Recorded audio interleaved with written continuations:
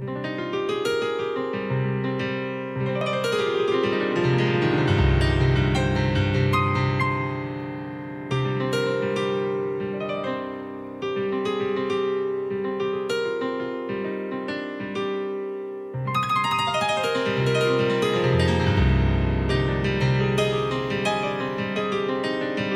there, and welcome back.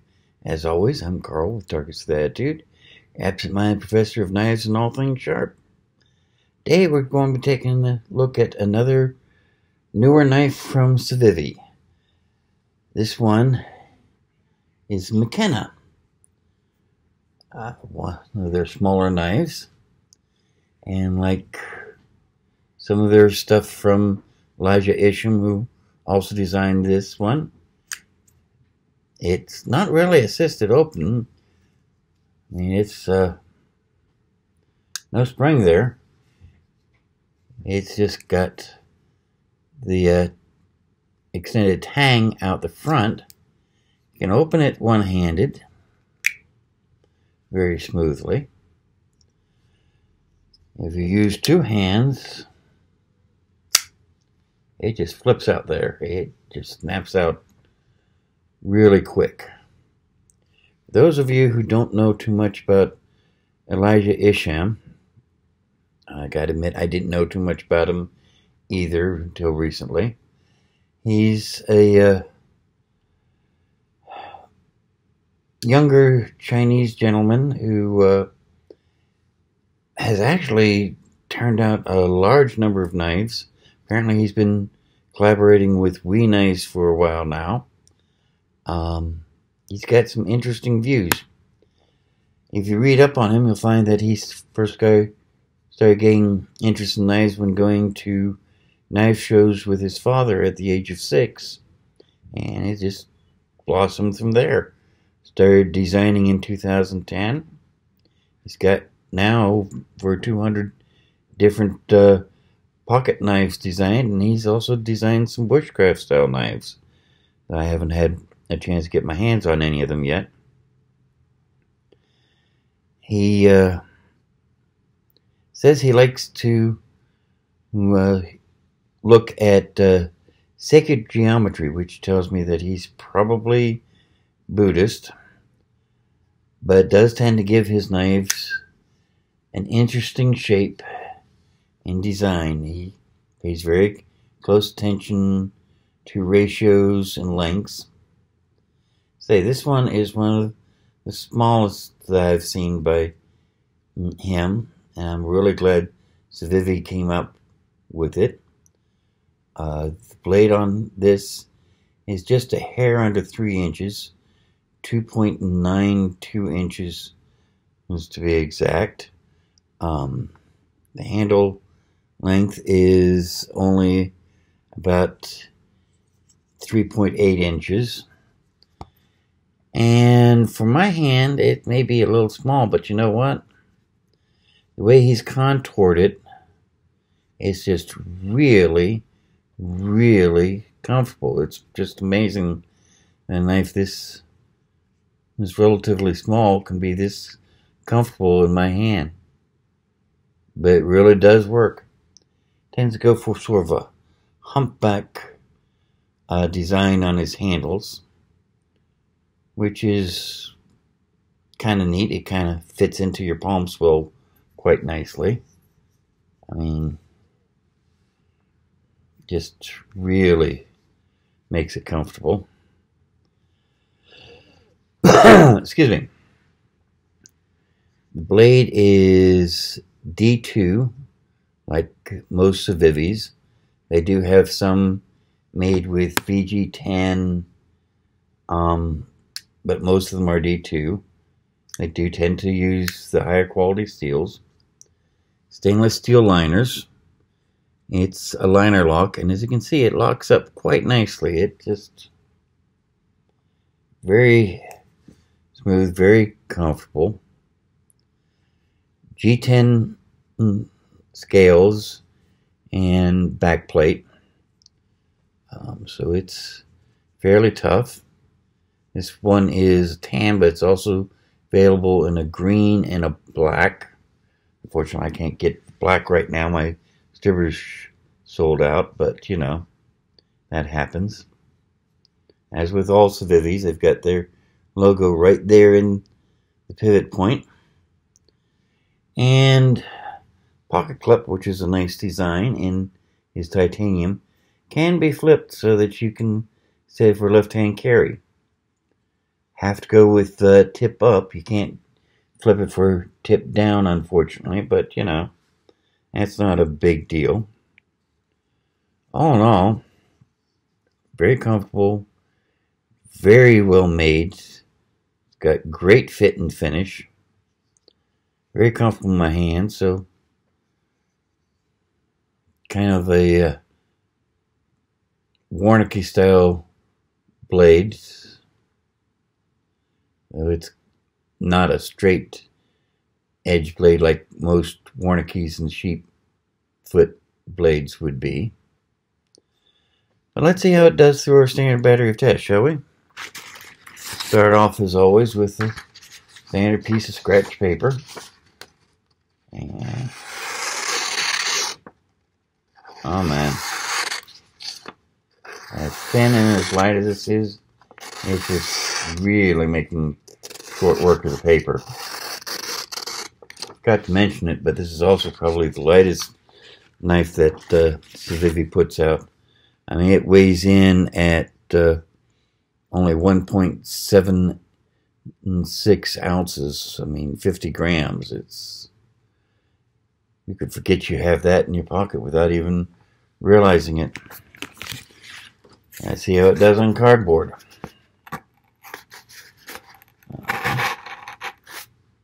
Through without too much trouble. And it just glides through that cardboard like nobody's business. If you've got a box, that thing won't open up. I hate to see it. Hang packaging test. Gold Peak tea bottle. Tend to be heavier plastic than your normal soda bottle. So it's a little heavier than what is normally used for hang packaging. If this will take care of this, take care of any hang packaging I can think of. Man. It's just gliding through that. That's amazing.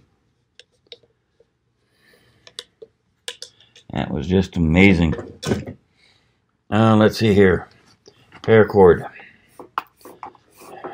Before my cat gets in here and starts trying to fight me for it.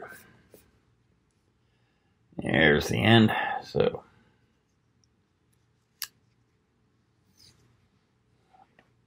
smooth as silk. That was sweet.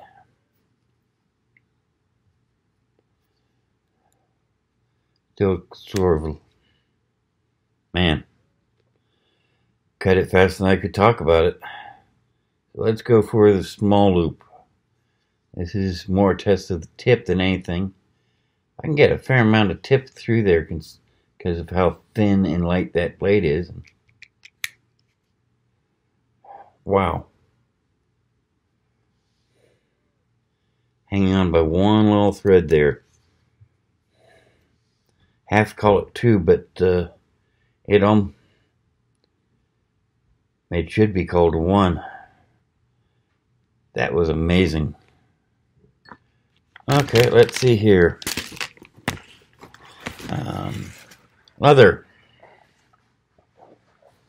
Doubt you're going to be using this small of a blade for leather or any bushcraft or hunting purposes, but let's see how it does.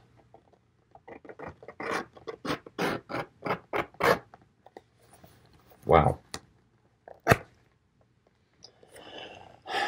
You need something to do some leather crafting with. This will do it in a heartbeat. I mean,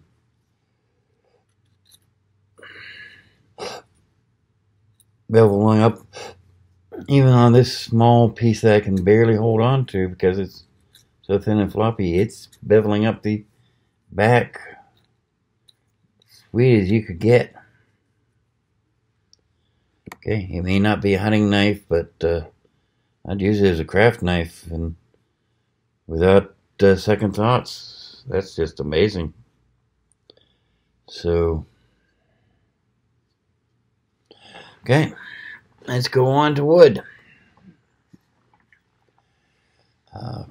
And I cut off of a piece of wood I was making a sign out of. Now, cutting it this way with grain is a lot easier than a knife, but we're going to be cutting it against the grain here because of the way the wood is cut.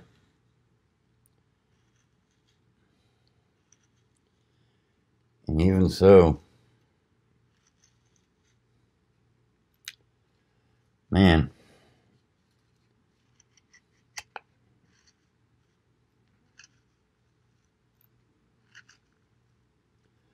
it's just going to town on it.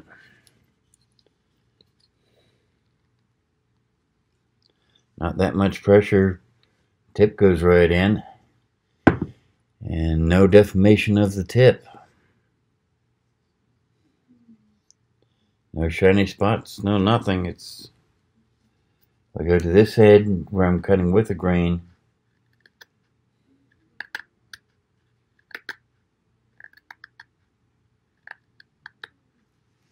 And it's feathering it up even faster and easier. Just all in all, what did it? Oh well, I'll worry about it later. All in all, just really amazing. So let's get that piece of paper back. Make sure it's D2, so I don't think we're going to have any problems. But let's see. It took no damage whatsoever.